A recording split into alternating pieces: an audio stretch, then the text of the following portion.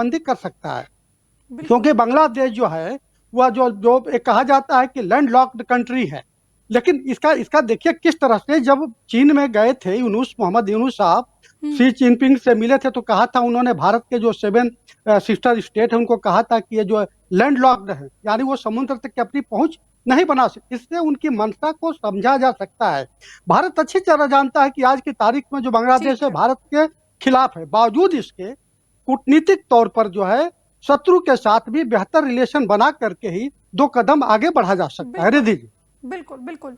लेकिन यहाँ पर विकास जी बात की जाए तो देखिए, विदेश मंत्री एस जयशंकर के दौरे से एक दिन पहले भी वहां पर एक हिंदू की हत्या होती है। चुन चुनकर वहां पर हिंदुओं के साथ किस तरीके से वहां पर अभद्रता की जा रही है, वो तस्वीरें तो पूरी दुनिया और पूरे देश की जनता देख रही है।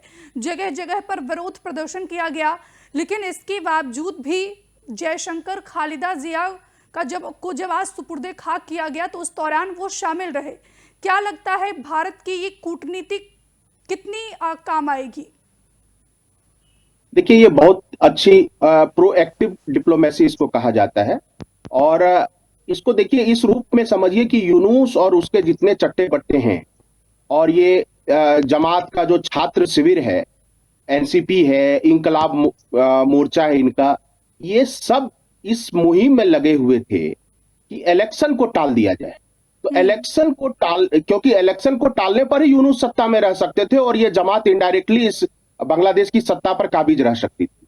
क्योंकि इनका ये था कि एंटी इंडिया मूव को बढ़ाना और खास करके हिंदुओं को, बौद्धों को टारगेट करना। उनको लगता था कि भारत को उकसाया जाए ताकि भारत छिटपुट भी कोई कार्रवाई करे तो इस बहाने इलेक्शन को टाल दे।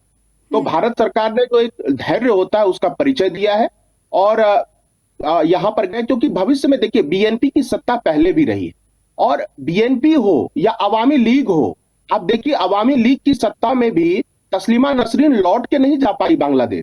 तो ऐसा नहीं है, बांग्लादेश में हमेशा से एक 20-22% के आसपास एक पॉपुलेशन है जो इस्लामिक कट्टरपंथ में यकीन करते हैं। वो 71 में भी थे और वो 47 से पहले भी थे। जो डिवीजन से पहले जितने भी कांड हुए थे सोहरावर्दी के समय, उसमें तो शेख मुजीब भी उनके पक्ष में थे। तो ये वहां हमेशा से एक धड़ा जरूर रहा है जो इस्लामिक कट्टरपंथ में, ग्लोबल जिहाद में, एंटी हिंदू कैंपेन में वो यकीन करता रहा है। सवाल मैं और जोड़ना चाहती हूँ, जो सवाल यहाँ पर अरविंद जी ने खड़े किए हैं, उनका मानना है कि पाकिस्तान और चीन की बात की जाए तो किस तरीके से मोहम्मद यूनुस की नजदीकियां दोनों देशों से बढ़ती जा रही है। तो क्या इस लिहाज से भी विदेश मंत्री एस जयशंकर जो है ढाका पहुंचे हैं कि आखिरकार पाकिस्तान और बांग्लादेश से यूनुस या फिर पाकिस्तान और चीन से जो नजदीकियां बढ़ रही है बांग्लादेश की, वो थोड़ी सी कम हो? नहीं, देखिए बांग्लादेश एक तरह से भारत से चारों तरफ से घिरा, तो वो ठीक है, चीन पाकिस्तान सबसे वो अपने संबंध बनाने की कोशिश कर रहा है। लेकिन मुझे लग रहा है भारत को 2 रेड लाइन करना चाहिए। एक रेड लाइन ये है जो लाल मुनीरहाट एयरपोर्ट है उस पे चीन आना चाहता है, तो वो लगभग सिलीगुड़ी कॉरिडोर से 170-175 किलोमीटर की दूरी पर है। तो वो हमारे लिए एक क्राइसिस हो सकता है अगर वहां पे चाइनीज एयरफोर्स जो है, पीपुल लिबरेशन एयरफोर्स, अगर वहां आ जाती है, कुछ एक्सचेंज हो जाता है बांग्लादेश का उनके साथ, तो वो भारत के लिए स्ट्रेटेजिकली वो दुश्वारियां खड़ी हो सकती है। तो एक रेड लाइन भारत के लिए ये है।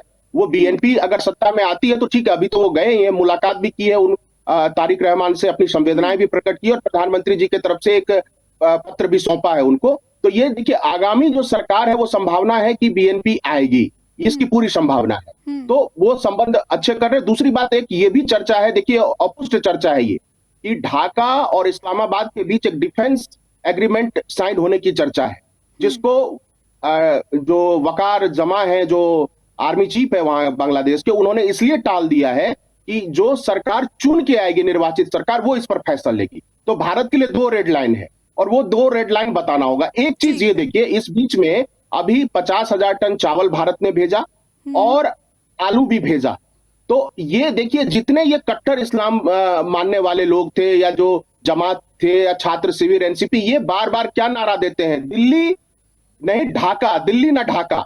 तो भारत ने एक तरह से ये चावल 2 बार दिया। ये साबित किया भारत ने कि आप विरोध चाहे कुछ भी कर लें, लेकिन आपको भारत पर ही निर्भर रहना पड़ेगा। तो एक लेकिन तरह ममता से जी ये यहाँ पर सारी चीजें विपक्षी हैं। पार्टियां